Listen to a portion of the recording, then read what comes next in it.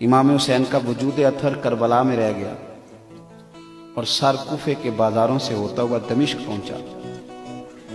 بہن کو تو بھائی کی انگلی بھیج دو تو شاید پاگل ہو جائے۔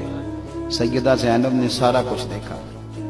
لیکن نہ مصطفیٰ کی شہزادی کا پردہ سر سے سر کا، نہ کوئی نماز قضا ہوئی۔ اور یزید کے دربار میں جب سیدہ زینب پہنچی تو یزید نے چھڑی لگائی نا امام حسین کے چہرے کو، تو پھر بھی بی بی نے ہائے وائے نہیں کی، تڑپی نہیں۔ ایک نابینا بزرگ بیٹھے تھے جنہوں نے مولا علی کے پیچھے بڑے جمعے پڑے ہوئے، وہ کہتے ہیں سیدہ نا ستون کے پاس با پردہ بیٹھی تھی تو وہاں سے اٹھی۔ ہماری تو بیویاں بات شروع کرتی ہیں تو اتنا روتی ہیں کہ بات کی سمجھ نہیں آتی، پیچھے سے اٹھی، پہلے اللہ کی حمد کی، پھر نانا مصطفیٰ پہ درود پڑھا، پھر کہا ان اللہ مع الصابرین، اور پھر فرمانے لگی تو کہہ رہا ہے کہ معاذ اللہ تو جیت گیا ہے اور حسین بظاہر ہار گئے۔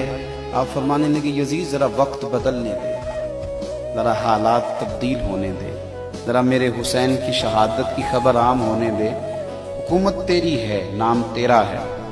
اور سیدہ زینب جب تقریر کر رہی تھی نا، بات کر رہی تھی، تو وہ نابینا ساتھ والے آدمی کا گھٹنا ہلا کے کہنے لگے علی آ گئے دربار میں، یہ تو علی کی آواز، میں نے بڑے لہجے میں اثر گھول رہے ہوں جیسے، اور جبریل امی بول رہے ہوں جیسے، دربار دمشق میں سیدہ زینب کا خطاب ممبر پہ علی بول رہے ہوں جیسے۔